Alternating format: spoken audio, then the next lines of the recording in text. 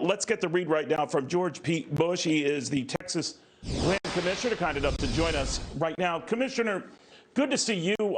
I know you are entertaining a run for Attorney General in the Lone Star State, but Texas is, as you know, better than most. Quite a gun enthusiast state, a hunting state, and probably is looking at some of this with some worry and some trepidation. How about you? Absolutely. In our state, we have a proud tradition of responsible gun ownership. We have a bill looking at what other states have done in terms of passing a constitutional carry. I myself am a CHL, a concealed handgun license owner myself here in Texas. And it's a tradition that we're going to keep alive and well here in Texas. Look, this issue needs to be dealt with in terms of the crisis that we're seeing among the human condition in our country. It's not necessarily gun owners that are creating this problem. It's folks that are facing mental health challenges. It's folks that are committing suicide. And perhaps we need to do a better job at the community level to make the investment of resources to mitigate the violence that we're seeing that might be used with guns, but are actually caused by a troubling human condition. So, Commissioner, when the president says he wants to ban the type of weapons that go beyond those that might be useful for hunters, like these so-called ghost guns that are retrofitted to be quite different than what they were before they were retrofitted. How do you feel about that? Well, I'm comfortable with existing federal guidelines as they are, and I would believe that states can better manage gun policy than, say, the federal government, particularly through executive order.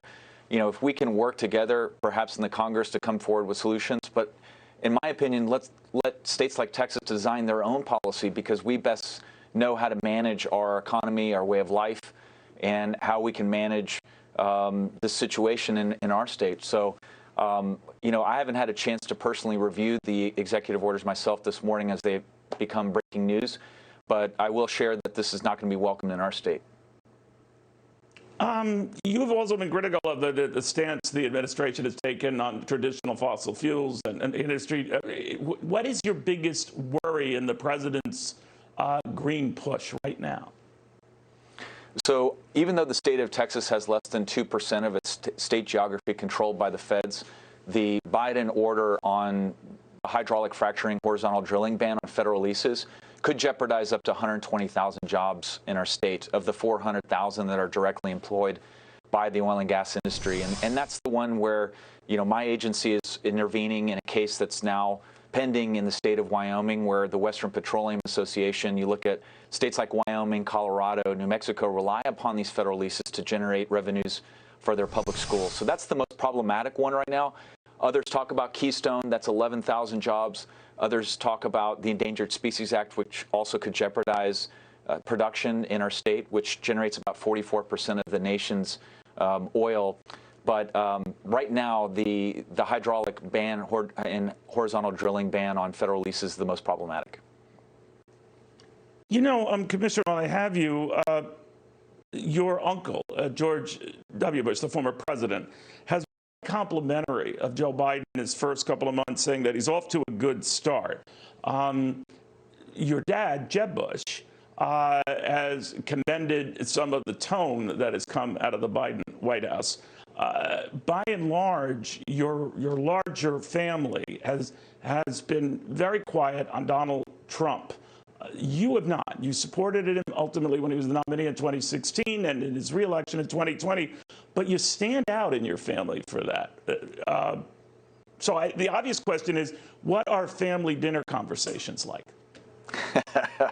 Sometimes awkward, but they understand that I'm my own man with my own vision for my state here in Texas and my own ideas. And I couldn't reconcile supporting the opponents, whether it be in 16 or 20, or the ideas that they're now presenting. A lot of constituents I visit with say that, they didn't sign up for what we're seeing out of the White House. And he has basically become beholden to the extreme in his party, even though he kind of campaigned as the unifier. So I disagree with my dad and my uncle on that front, but I think we take the energy, honestly, right now, at least when I talk with the grassroots, of what President Trump created.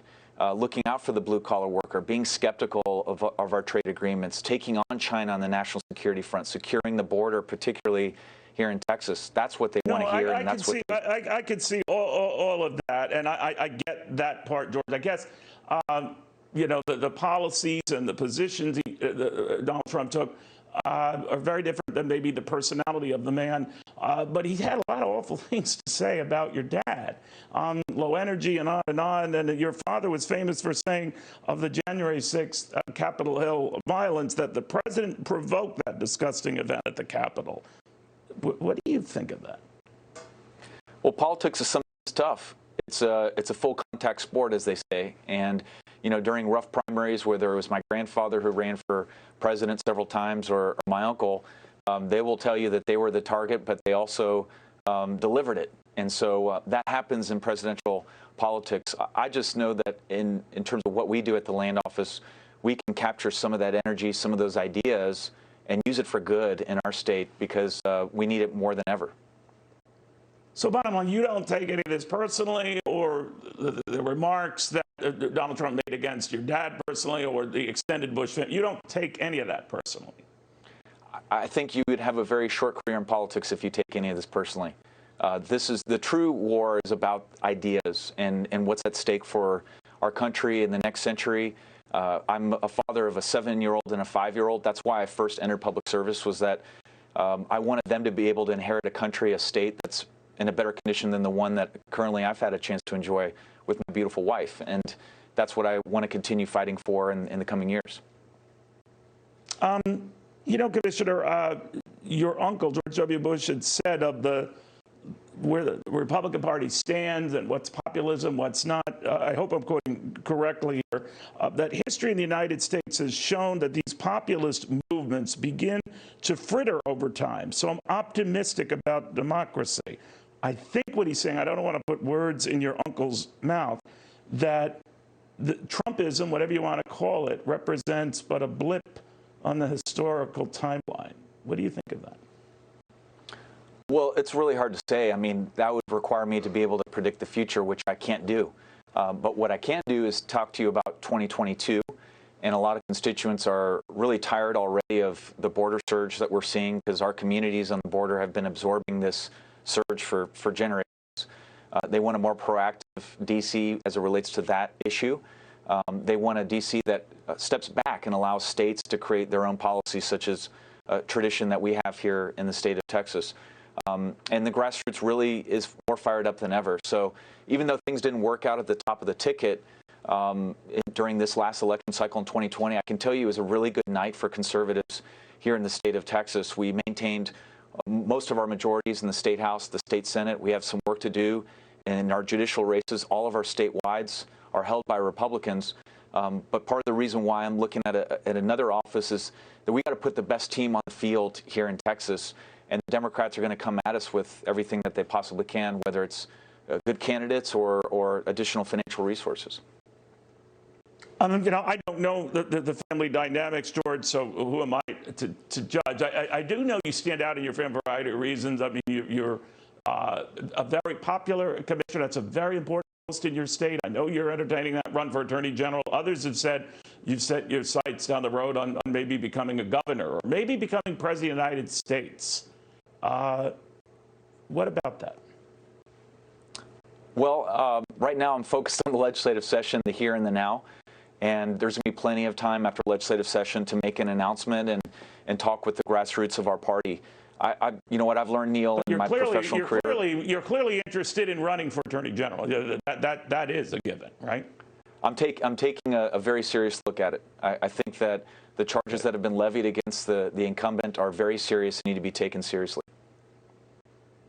So, for president, down the road, and that the Bush family still has a viable offering down the road, whatever you could say about the policies or positions of your dad and your uncle and your grandfather. I mean, this is a family well steeped in Republican politics. In fact, the disparaging note is establishment Republican politics. Are you the establishment, or are they?